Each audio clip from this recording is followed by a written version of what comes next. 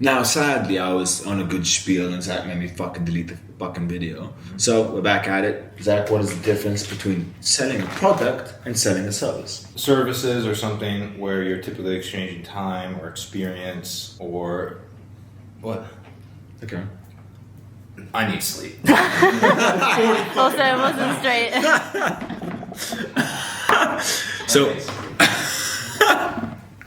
So fundamentally, when it comes to selling a service, what you need to understand is you're selling yourself versus selling a product, which is something tangible. It's a good.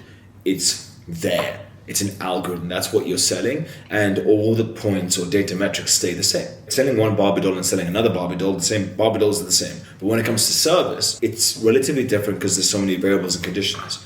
Now, obviously, that can apply to some products, but all in all, when it comes to the pricing, that's a big difference, right? When it comes to a service, it's how you're seen, it's how you hold yourself, it's how you portray yourself to be that will dictate how much someone believes you're worth. If you show up in a raggedy t-shirt, you've got a shit background, your camera's a piece of shit, you're stuttering, your vocabulary is terrible, you're not competent, you're saying throughout each sentence, people aren't going to see you as worth much because fundamentally, if your product was that good, people, you would scream it to the people out loud and you scream it amazingly and you would hold yourself in a stature that is much greater than other people because of the success that you have. And while that may not be the case, that's what people believe to be the case, so that's how you must present yourself. Now, when it comes to a product, you're limited by the capacity of the product. Now, with that, it's the value that someone holds to it. But now you can say to me, well, Ismael, it's also the value of the service. Not at all. Because I can be a service provider that's got the best service. 10 out of 10. My results are fucking amazing. But I stutter and I stumble and I'm timid and I'm shy.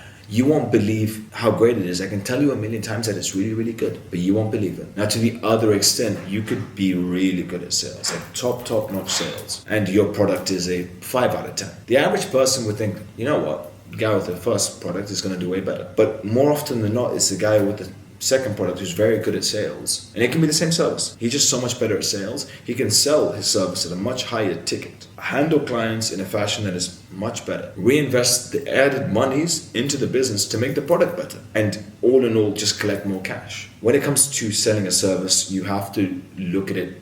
I am my service. I am a representative of my service. How I hold my frame, how I speak, my tonality, my exchange, how I answer questions, how I focus the value of what I say in what I'm trying to portray.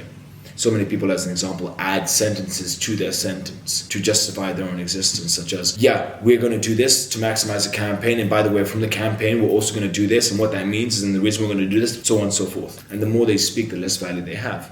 As an example, when you're at the top echelons, you can say a few words. When someone says, what made you successful? It's a sentence, but that sentence carries so much weight. So much goes into that sentence, and only when you're at the top level, you'll understand that. Whereas when you're at the bottom level, you're just going to overspeak. And you'll see this with entrepreneurs who are at lower levels. They overspeak, they overshare. And it's not a bad thing. It's just a natural reaction to, let me prove myself, let me prove my worth. I want to fit in with everybody else. Once you know your worth, you don't feel the need to fit in, and you can speak relatively eloquently because you've got nothing to fucking prove to anybody. When someone throws a rebuttal to you, right? Why are you priced so high? It's because my value's there. The ROI is that simple. Other people may go on long exchanges justifying their existence of their service and their pricing. Or we've got software to pay for this and that, but it doesn't make them seem competent. When it comes to deflecting questions that you don't want to answer in a sales call, your frame is necessary. How you handle objections and then swiftly move on is, case in point, one of the things that will allow you to succeed. Another thing, simple example, how you talk about the niche that you're in. How you do the research on the niche that you're in will portray how you are seen retrospective to how long you've been in the niche or how competent you are at that niche, right? If you can explain a complex puzzle or something theological, philosophical, in a few short words, it shows that you truly do understand it. But now that we understand that, we can adjust how we present ourselves to basically show what we want to show, allowing us to be good at sales. Fundamentally, sales is just a formula. More videos will be on it, on how you can formulate yourself to succeed when it comes to sales. But at the end of the day, if you can't sell yourself, good luck being an entrepreneur. Because if you can't sell yourself, you can't sell what you do.